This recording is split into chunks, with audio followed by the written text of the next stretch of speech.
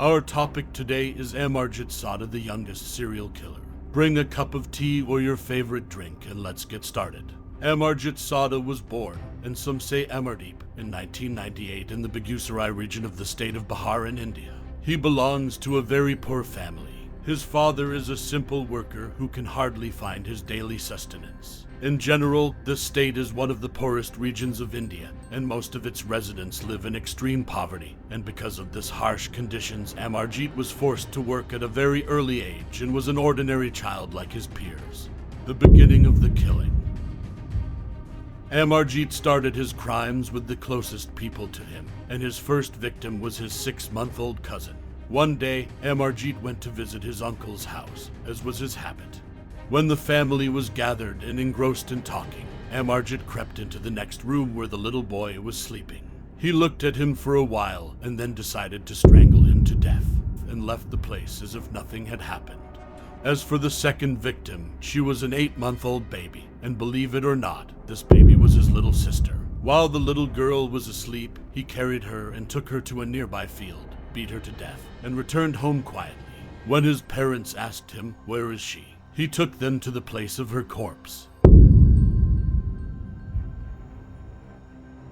The surprising thing is that Amarjit's parents and relatives were aware of his crimes, but they concealed the matter for fear of punishment, and considering that the matter was a family affair since the victims were from within the family. And his mother denied that he had killed his sister and said that she had accidentally fallen from him while he was carrying her. As well as the people of the region, their suspicions revolved around the young boy, but they remained silent until that day came and killed his third victim, which led to the discovery of his affairs. One day, one of the women in the village called Chanchandevi put her 6-month-old little girl Khushbu in the nursery school and went to do some housework. Meanwhile, Amarjit was wandering the streets until he reached the school and decided to enter. The workers did not care about his presence, given that he was just an 8-year-old boy. He wandered around the school until his eyes fell on the little Khushbu, who was sleeping peacefully. The devilish idea flashed in his head, and he decided to take her to a nearby field. He carried her in his arms and sneaked out of the school and took her to a place a relative outside the village put her on the ground and beat her with a brick until she stopped breathing, then covered her body with some leaves and weeds and went back to his house.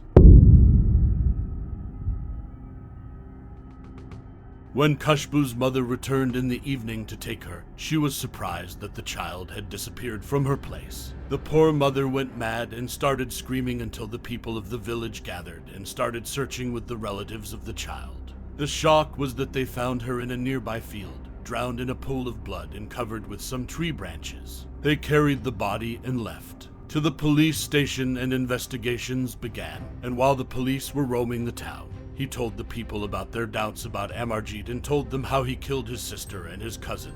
At first, the police questioned their words, as he was just a small child, so how could he kill so many children?